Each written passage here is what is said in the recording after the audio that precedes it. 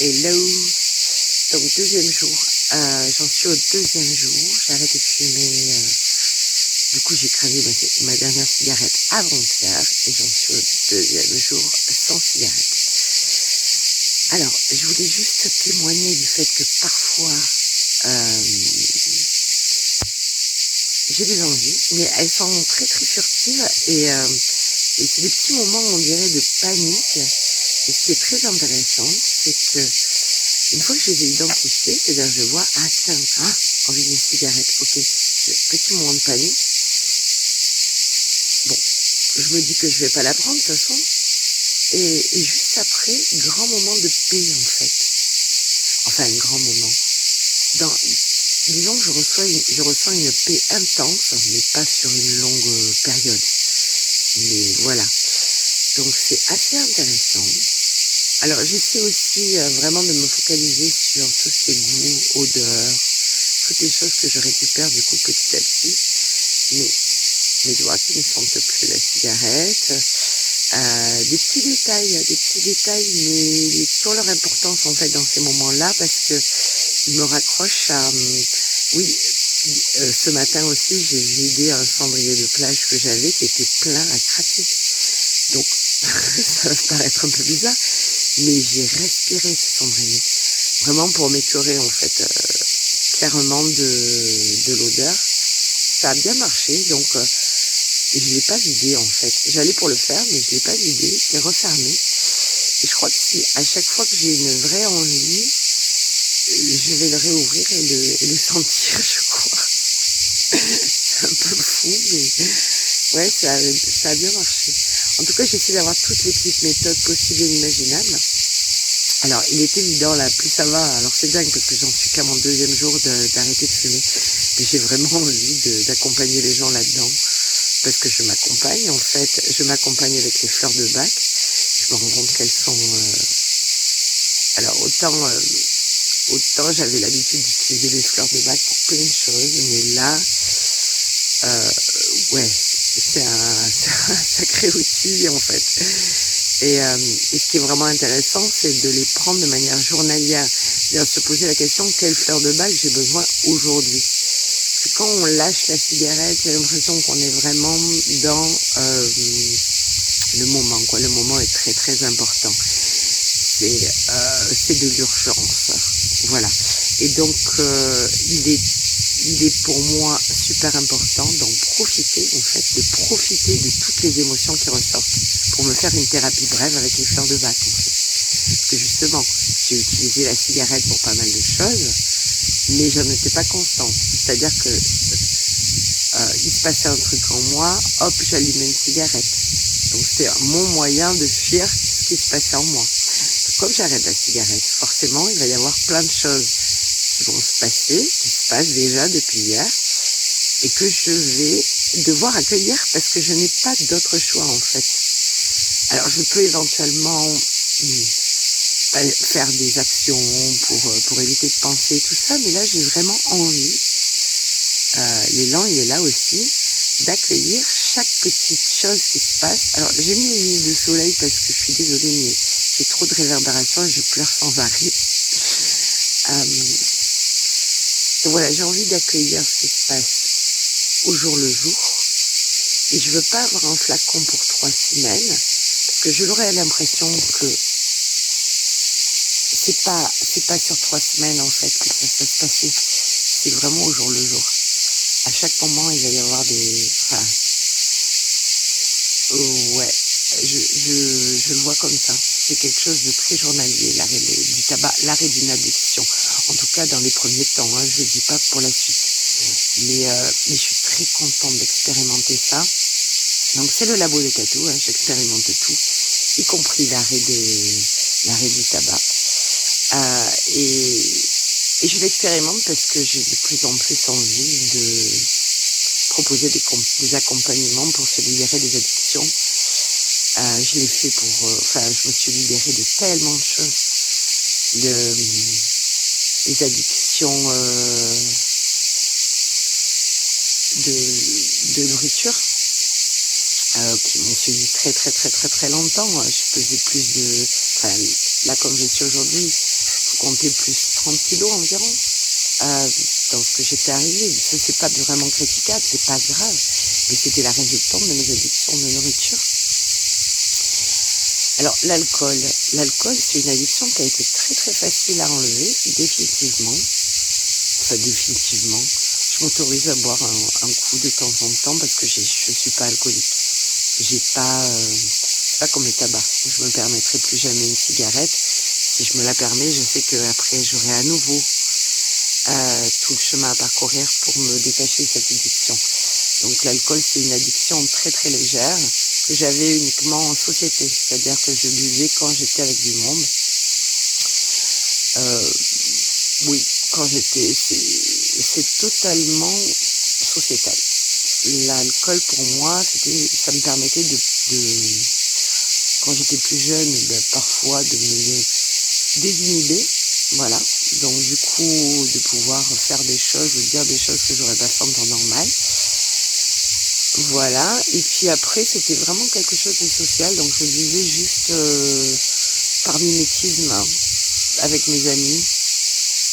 Donc voilà, quand je me suis aperçue de ça, du coup j'ai arrêté tout simplement. Ça a été super facile. Donc j'aurais aimé que le tabac ce soit autant facile. Là il suffit de dire non merci. Pour moi ça a été vraiment très simple. Voilà. Maintenant, je pense qu'on a tout notre vécu par rapport à l'alcool, par rapport à toutes les addictions.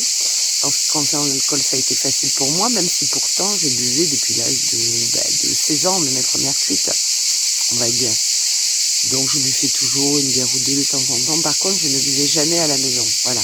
Pour vous dire à quel point l'addiction n'était pas non plus hyper présente.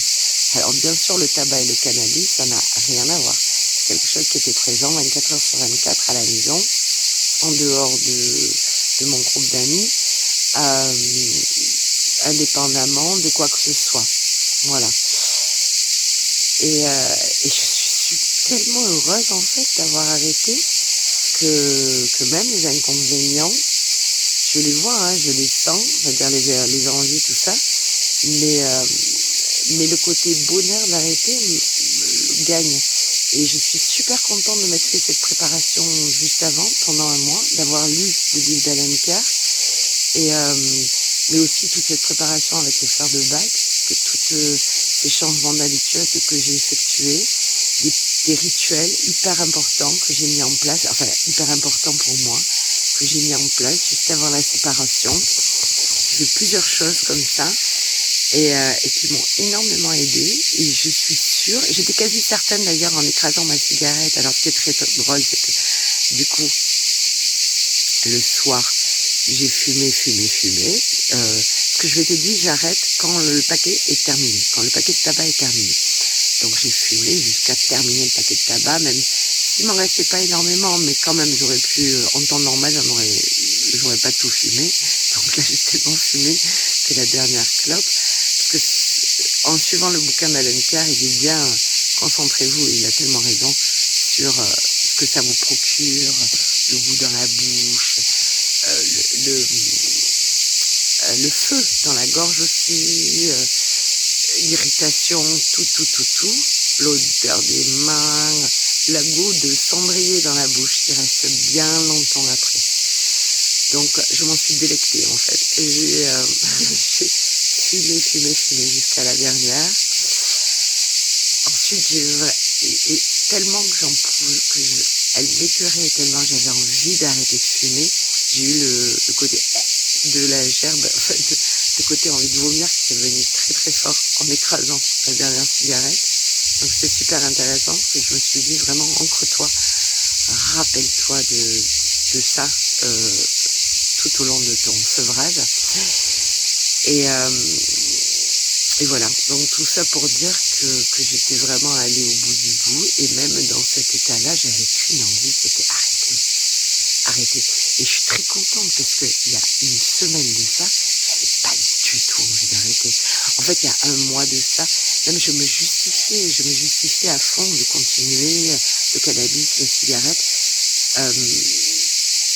Oui, je me vois même me dire, tu l'as bien mérité, sur des moments un petit peu difficiles et tout ça, et allumer de suite.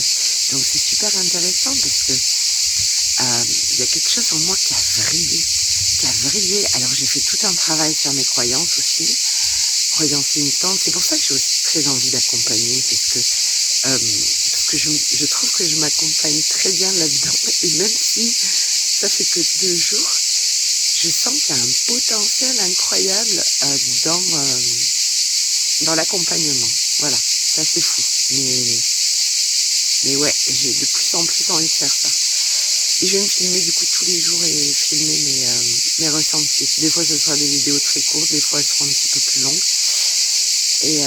Et voilà. Et je sais pas trop quand est-ce que j'ai diffusé ça, ni comment je vais le faire.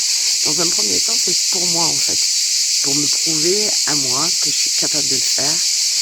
Et pour me montrer, parce que je sais qu'après je vais aussi avoir la peau qui va s'éclaircir.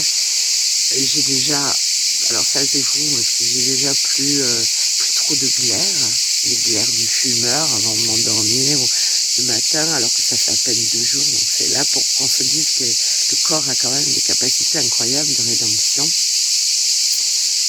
Donc voilà, hier pour fêter ça, je voulais juste finir avec, hier pour fêter mon premier jour d'arrêt du tabac, je suis quand même allée danser pendant 3 heures lors d'une ecstatic dance.